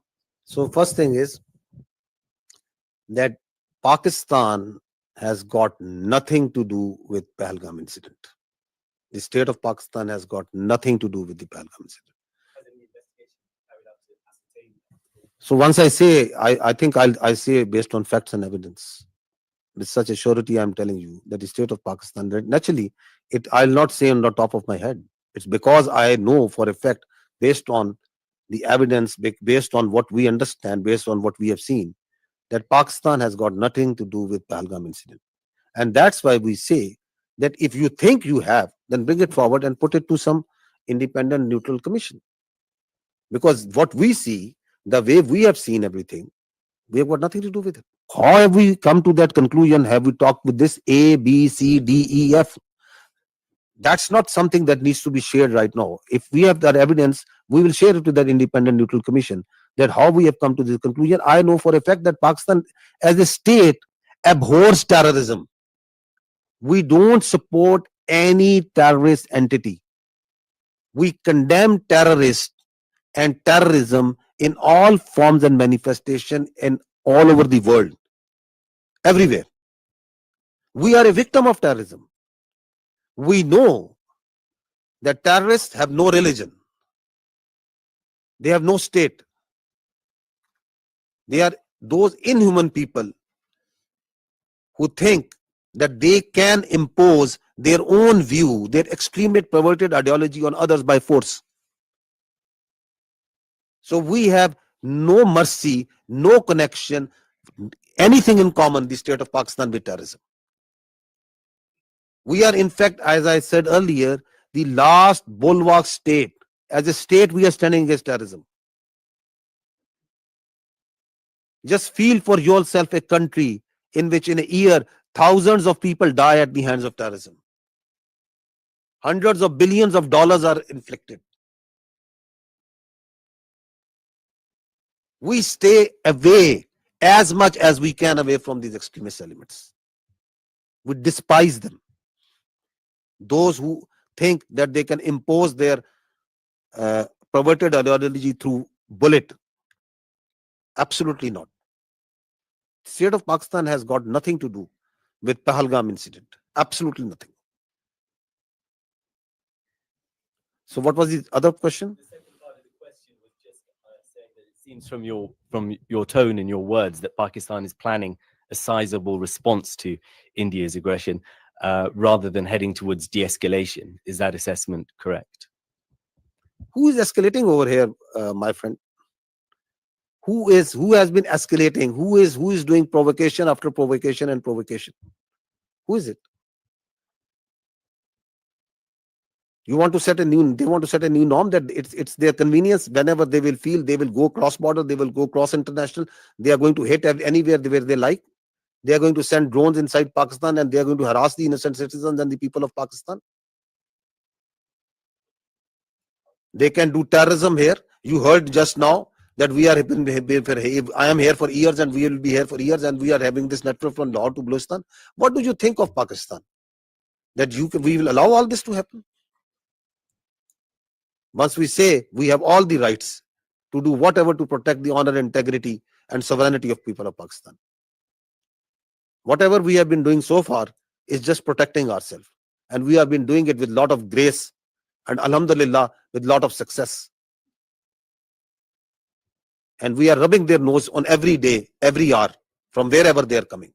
Whether they are doing this shelling and this firing on line of control, they are getting a befitting response. Once they came in here, they got a befitting response. They sent in their drone, they are getting a befitting response. So at a time, place and method of our choosing, we will do whatever we will do. We are not beholden to anyone else but the people of Pakistan. Kamran Yusuf from TRT World. First, a little clarity. A couple of days back, Pakistan's Deputy Prime Minister told me in an interview and confirmed that there was a contact between Pakistani and the Indian National Security Advisor. And you were saying that there was no contact. Please clarify that. The Deputy Prime Minister said you there was a contact. If there's a contact between 1, 2, 3, 4 parties, so I'm telling you there was no direct contact between the Pakistani NSA and the Indian NSA. If one party is talking to someone, and is talking to someone, is talking to someone, that happens in diplomacy. That is a practice. That is nothing something novel. But I can confirm you there was no direct contact. About the air defense of Pakistan, when you see the ingress routes for fighter jets and they are trying to avoid certain areas, this means that this air defense is pretty effective. They are following certain profiles of weapon delivery which are there meant to evade surface to air missiles. This means that they are effective. Both the countries have very effective air defense systems, the S-400 from their side and equally capable, if not more, from our side in the north and in the south. There are certain ways the high MADs and the low MADs are employed, certain ways where fighters are employed. And that's the way the air combat and the modern air combat is progressing. So Pakistan has a very effective air defense system. We did have one kill because of that. I can assure you. Alaikum. First of all, thank you for this. I'm Hamza Jalani with the Financial Times. And I just wanted to ask, you mentioned that you got one kill with air defenses. If you could explain for the 4 other kills, which aircraft was used, whether it was J-10C or JF-17, and if there was an air-to-air missile used, if it was the PL-15, and whether that was the PL-15 export version or the original version. If you could tell me in very non-technical terms about air defense system, what are the capabilities that Pakistan have when it comes to neutralizing surface to surface and air to surface missile systems? Air to surface? Okay.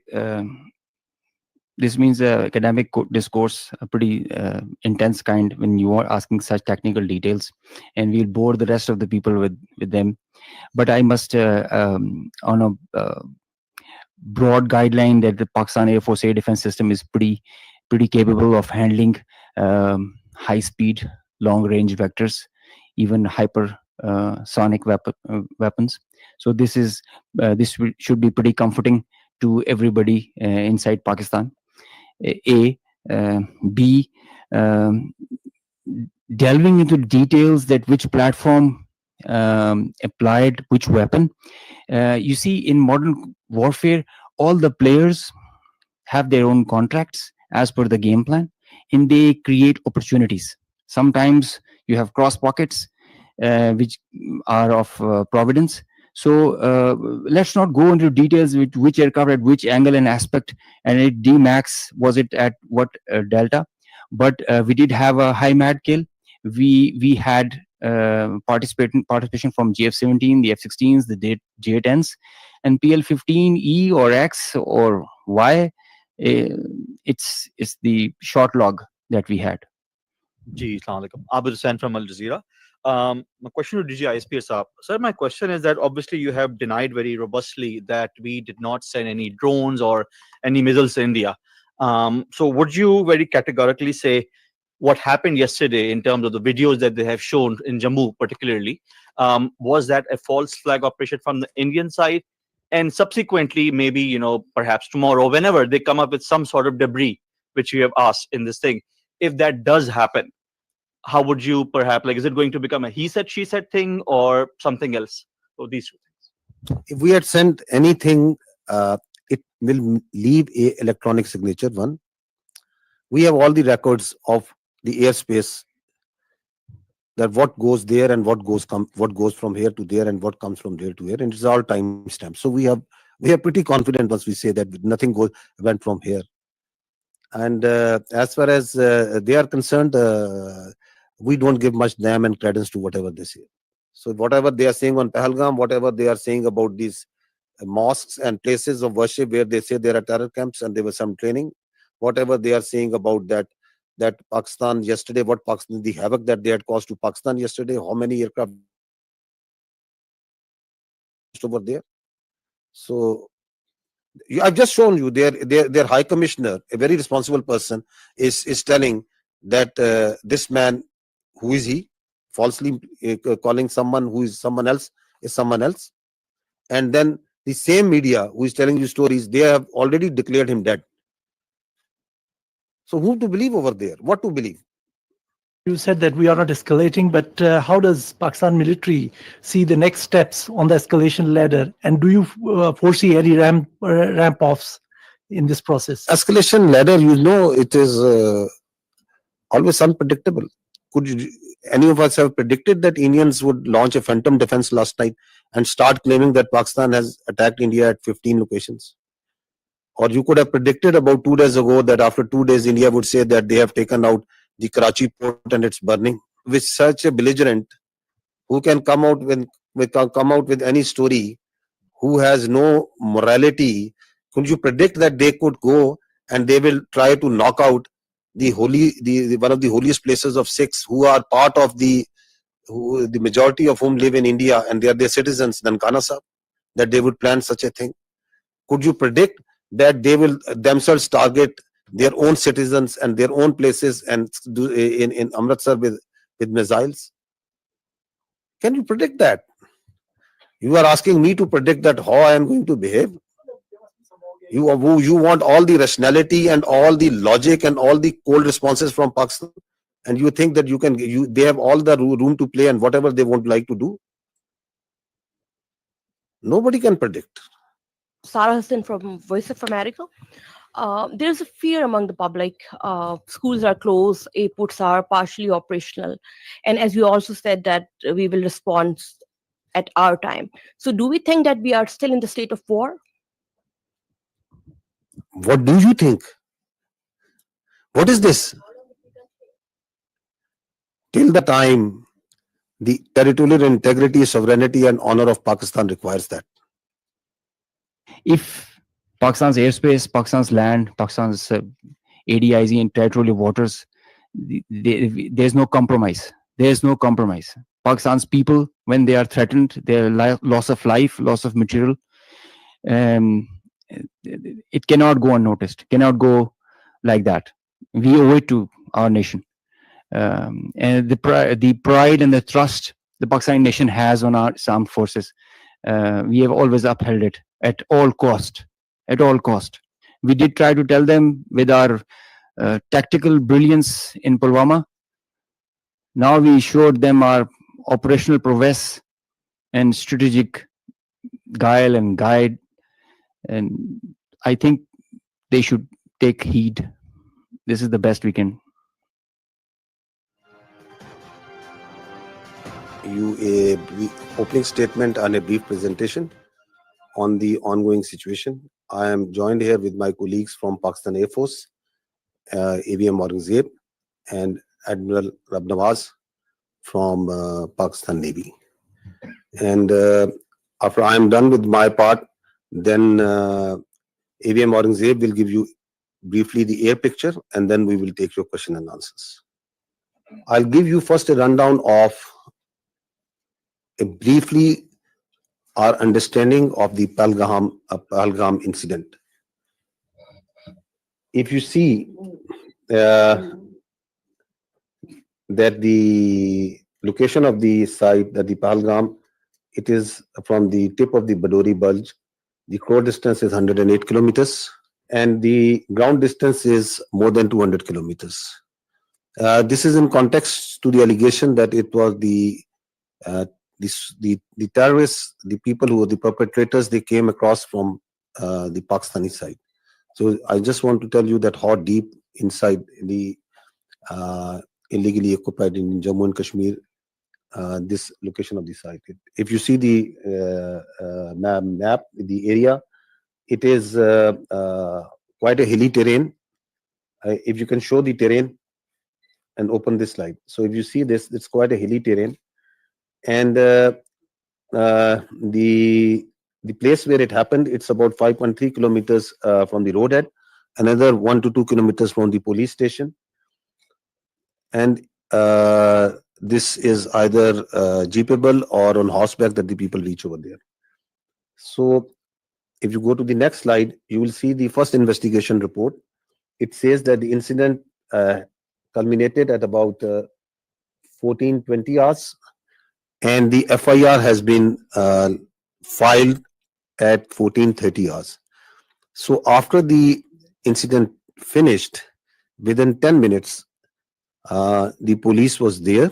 It went there, it investigated, it went back, and then it filed the first investigation report. And the distance of travel is, one side is around about 30 minutes. So I don't think that it's humanly possible to do that. And if you see the contents of the FIR, the relevant part, we have highlighted it for you, it says that the people, the handlers were across the border. So they, within this 10 minutes, they concluded, and they found out in the investigation that whoever did it, from where he was being handled, it says there were indiscriminate firing, and so that is what it's trying to say. So this is all. Once we say that we have not seen any shred of evidence that how this evidence has been produced. So in this evidence, there are so many holes and leaks that there is a lot of red flags and questions. That how within 10 minutes they were able to find that. You will see that within at 3 o'clock, around about 3 o'clock, 3:05, the social media handles in India started saying that it was the Pakistan attacked Pahalgam. So they were absolutely sure that what happened. Where is that evidence? We are till now today saying that, okay, you knew at 3 o'clock that Pakistan attacked Pahalgam. Where is it? From where it's coming? Their TV channels started saying it. Please run this please run this clip of the TV channel. There are reports coming in of 4 tourists who have been targeted. They've been attacked by the terrorists in Pahalgam. Well, telltale signs of Pakistan's involvement is now emerging behind the Pahalgam terror attack. So this confirmation is clear now that there were Pakistani terrorists. Pakistan is not willing to digest that so much improvement has taken place in Jammu and Kashmir. So the point is to be noted is that at 3:30, it was Pakistan everywhere. Why it's important to say it again and again, and even today, is that this is the basis, the very flimsy basis, the very concocted basis on which today we are seeing the military situation that is going on right now. On the basis of which the innocent children, women, elderly, and civilians are being killed. This is that basis. Now, if you go ahead, what is the people of the valley in Kashmir, what is the people all across India saying about it?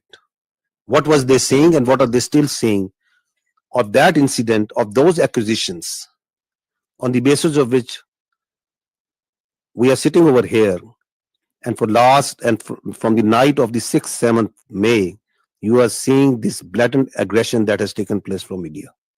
What is the reality of that? Please run the first clip. से ज्यादा यहाँ पर army है. अगर यहाँ पर post कोई share करेगा ना, उसको रात में ही उठा ले, रात में ही उठा लेंगे. अगर कोई पोस्ट गलत करेगा कोई शेयर, अगर यहाँ पर इतना फौज है, वो क्या करे? वो जख मारे. वहाँ पर 200 बंदे थे, तब वहाँ पर क्यों नहीं आर्मी थी? क्यों नहीं थी? वो कहाँ गई? पहलगाम की जिम्मेदारी किसकी है? जिम्मेदारी तो सरकार ने लेनी चाहिए. पहलगाम की जिम्मेदारी, 27 लोगों की जान गई, वहाँ पे सिक्योरिटी क्यों नहीं थी? क्यों निकाली गई? तो तुम्हारा इंटेलिजेंस क्या कर रहा था? वो फेल्योर नहीं है, इस सरकार का फेल्योर नहीं है. ये प्लान करके मत करो. सरकार तो गई हुई है, मतलब इतना बड़ा हमला हुआ, उन्हें कुछ पता ही नहीं है. इधर पूरी नीचे पूरे आर्मी का बेस है, उन्हें पता ही नहीं है. चक्के नाकों पर आपके हर जगह आपको मिलिट्री दिखेगी, पुलिस दिखेगी, सीआरपीएफ दिखेगी. किस लिए? Border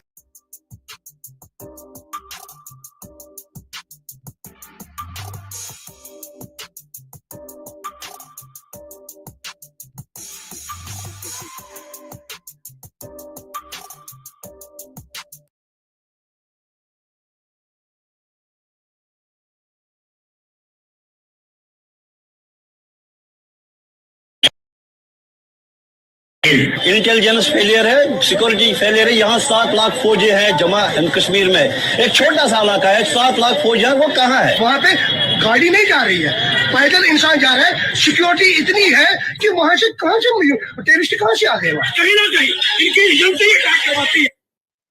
Now, listen to what the other people all across India say. ये पुलवामा 2 है। पुलवामा 1 में कोई उत्तर नहीं मिला देशवासियों। ये संयोग नहीं है, प्रयोग है। पूरी देश की जनता, मैं नहीं कह रहा हूँ, पूरी देश की जनता, देखिए काफी लोगों को ये नहीं पता है कि पहलगांव कहाँ है, चंदनवाड़ी कहाँ है, विष्णु टॉप कहाँ है, गणेश टॉप कहाँ है, शेषनाग कहाँ है, अमरनाथ क्या है। आज 3 दिन हो गए हैं, अभी तक एक भी इस्तीफा क्यों नहीं आया, या कोई भी किसी ने भी अकाउंटेबिलिटी क्यों नहीं लिया? आप क्या सरकार और क्या डिफेंस और क्या आप होम मिनिस्ट्री चला रहे हैं? आपसे अभी तक तो आतंकवादी पकड़े तक नहीं गए हैं। बेवकूफ नहीं है हम लोगों को सब समझ आता है। कोई इंटेलिजेंस फेलियर नहीं था, इंटेलिजेंस इनपुट्स होने के बावजूद अटैक हो गया। ये घटना घटी है, इससे लाभ किसको हो रहा है? कहाँ ढूंढते फिरोगे भाई? चौपाक के बीच में यही घूमा हो, या कोई कश्मीर के लोग अपने यहाँ पे घटना करके The wife of the naval officer killed in this attack. That for 90 minutes he kept on bleeding and no one was there. हमारे घर में कोई घटना होती है तो हम सबसे पहले किसको पकड़ेंगे?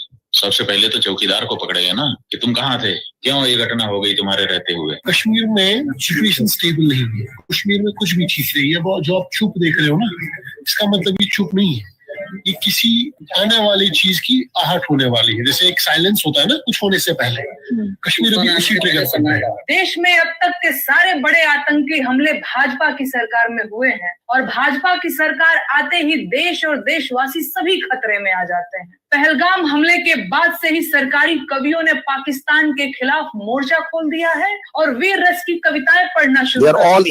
देश के गृह मंत्री ने अपना क्यों नहीं लिखा, और प्रधानमंत्री को हमले के तुरंत बाद आतंकियों को धमकाने के लिए बिहार में रैली करने की क्या जरूरत पड़ गई? जम्मू कश्मीर के I welcome you all to ISPR. I'll be giving you a opening statement and a brief presentation on the ongoing situation. I am joined here with my colleagues from Pakistan Air Force, AVM Aurangzeb, and Admiral Rabnawaz from Pakistan Navy. And after I am done with my part, then AVM Aurangzeb will give you briefly the air picture, and then we will take your question and answers. I'll give you first a rundown of briefly our understanding of the Pahalgam incident. If you see that the location of the site, that the Pahalgam, it is from the tip of the Badori Bulge. The crore distance is 108 kilometers, and the ground distance is more than 200 kilometers. This is in context to the allegation that it was the terrorists, the people who were the perpetrators, they came across from the Pakistani side. So I just want to tell you that how deep inside the illegally occupied in Jammu and Kashmir, this location of the site. If you see the map, the area, it is quite a hilly terrain. If you can show the terrain and open this slide. So if you see this, it's quite a hilly terrain.